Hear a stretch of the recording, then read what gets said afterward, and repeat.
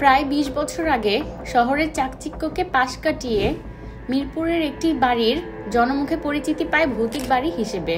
সেই বাড়ির ভিতর থেকে উদ্ধার করা হলো উচ্চশিক্ষিত দুই বোন, ডাক্তার আইনুন নাহার রিতা ও প্রকৌশলী নুরুন নাহার মিতাকে। দুই বোনই ছিলেন মেধাবী শিক্ষার্থী। আইনুন নাহার রিতা সলিমুল্লাহ মেডিকেল কলেজ থেকে পাশ করেন। পরবর্তীতে বঙ্গবন্ধু শেখ মুজিব মেডিকেল বিশ্ববিদ্যালয় থেকে উচ্চতর ডিগ্রি নেন। আর মিতা বুয়েট থেকে কেমিক্যাল ইঞ্জিনিয়ারিং পাশ করেন, বিদেশে গিয়ে উচ্চতর ডিগ্রি নেন। তবে দিনে দিনে তাদের জীবন অবরুদ্ধ অন্ধকারে রূপান্তরিত হতে লাগলো। তারা পরিবার থেকে বিচ্ছিন্ন হয়ে মিরপুরের বাড়িতে নিজেদেরকে বন্দী করে ফেললেন। তবে এই ঘটনা শুধু একটি উদ্ধার কাহিনী নয়, বরং বাংলাদেশের মানুষের কাছে এক অস্পষ্ট ও রহস্যময় গল্প হয়ে আছে আজও। আজ আমরা সেই গল্পের আড়ালে লুকিয়ে থাকা সত্য ও অমীমাংসিত প্রশ্নগুলো নিয়ে কথা বলবো। চলুন যাওয়া যাক মূল ভিডিওতে।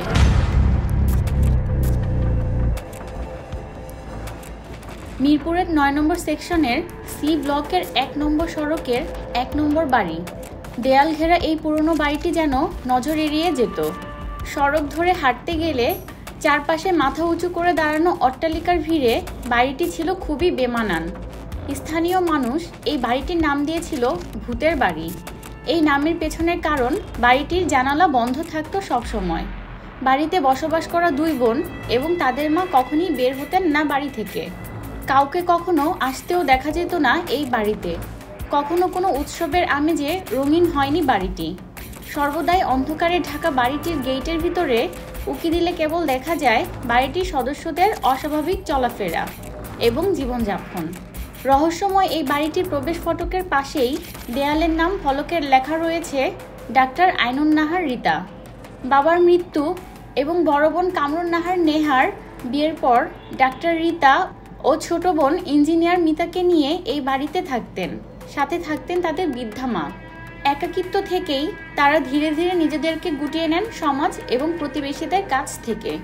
তবে এই বাড়ি কিন্তু সবসময় এমন ছিল না। একটা সময় এই বাড়িতেই চেম্বার খুলে রোগী দেখতেন ডাক্তার আইনুন নাহার রিতা। এখানে ছিল প্রাণের ছোঁয়া, ছিল হাসি, আনন্দ।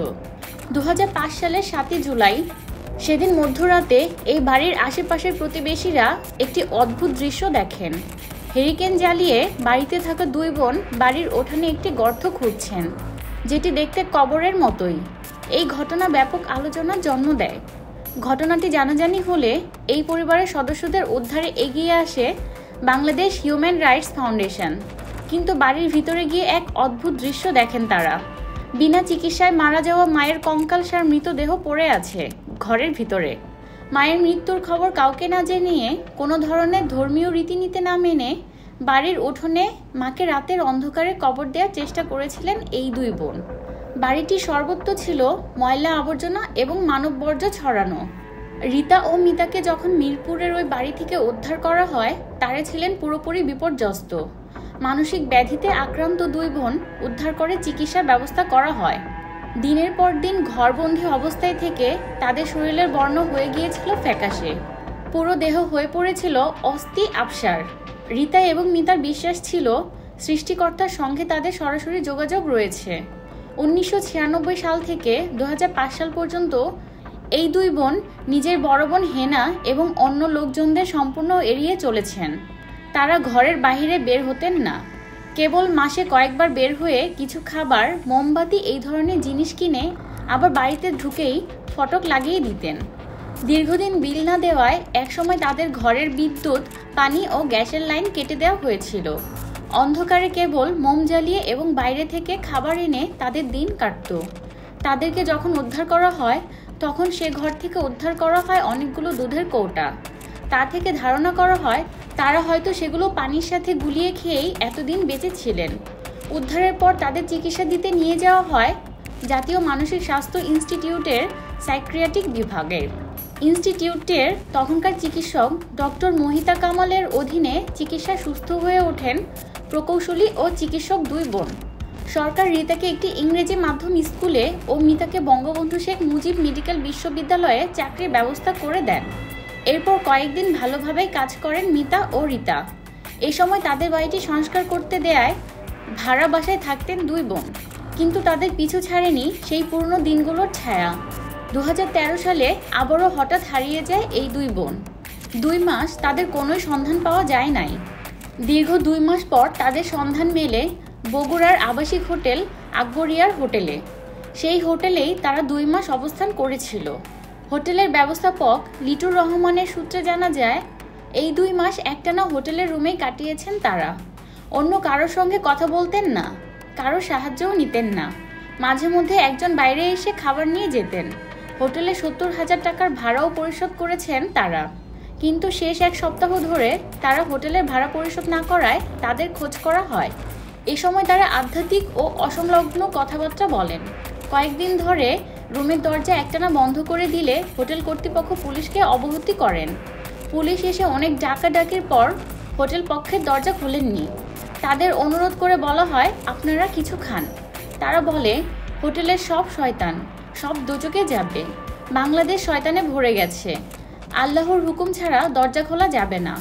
প্রায় 5 মিনিট ধরে দরজা খুলে মিতা বলেন, হুকুম হয়েছে আপনার সঙ্গে যাওয়ার, চলুন আমরা যাব। সেখান থেকে উদ্ধারের পর বগুড়া শহরতলি পাহাড়পুরে সামাজিক প্রতিবন্ধী পুনর্বাসন কেন্দ্রে নেওয়া হয় তাদের। এ সময় প্রকৌশলী মিতা কেন্দ্রের কর্মকর্তা ও সাংবাদিকদের বলেন, তারা 2 বোন বাংলাদেশের মালিক। বাংলাদেশ দুর্যোগ হয়ে গেছে। আল্লাহর নির্দেশে তারা কানাডা থেকে বগুড়ায় এসেছেন। তারা এখনও যুদ্ধ করছেন। আল্লাহর নির্দেশ পেলেই তারা আবার কানাডায় ফিরে যাবেন। পরবর্তীতে বড় বোন কামরুন নাহার হেনার জিম্মায় দেয়া হয় এই 2 বোনকে। সেই থেকেই তারা বোনের কাছেই আছেন। রীতা এবং মিতা এবং তাদের মিরপুরের বাড়িটি দেখাশোনা করছেন তাদের বড় বোন কামরুন নাহার হেনা। বর্তমানে বাড়িটিতে একটি দোকান ভাড়া দেওয়া হয়েছে। রীতা ও মিতা বর্তমান জীবন এখন এক ধরনের অন্ধকারে আবদ্ধ। এখনও তারা অপরিচিত কারোর সাথে দেখা করে না। তাদের মানসিক অবস্থা কিছুটা উন্নতি হলেও তারা স্বাভাবিক জীবনে ফিরতে পারেননি। বিশেষজ্ঞদের মতে রীতা এবং মিতার এই পরিস্থিতির মূলে রয়েছে সিজোফ্রেনিয়া নামক একটি রোগ। এই রোগে আক্রান্তরা কল্পনায় নিজস্ব জগৎ তৈরি করে নেয়, যার মাঝে বাস্তবতার লেশমাত্র নেই। বাস্তবতার সাথে তাদের চিন্তা চেতনা, আবেগ, অনুভূতি এবং বোধশক্তির এত বেশি ফারাকের জন্যই এটিকে সাইকোসিস বলা হয় মেডিকেলের ভাষায়। সাইকিয়াট্রিক রোগীরা নিজেরা যে অসুস্থ সেটি পর্যন্ত বুঝতে পারেন না। এই রোগীরা গায়েবী আওয়াজ শুনতে পান। তাদের বিভিন্ন কাজের নির্দেশনা দেওয়া হয়, এমনটিও তারা শুনতে পান। রীতা এবং মিতার কাহিনী আজও একটি রহস্য হয়ে রয়েছে তাদের সেই বাড়ি।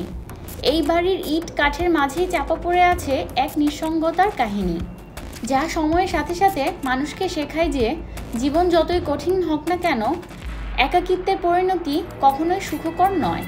পরিবারের সুদৃঢ় বন্ধনই মানসিক স্বাস্থ্যের মহা ঔষধ।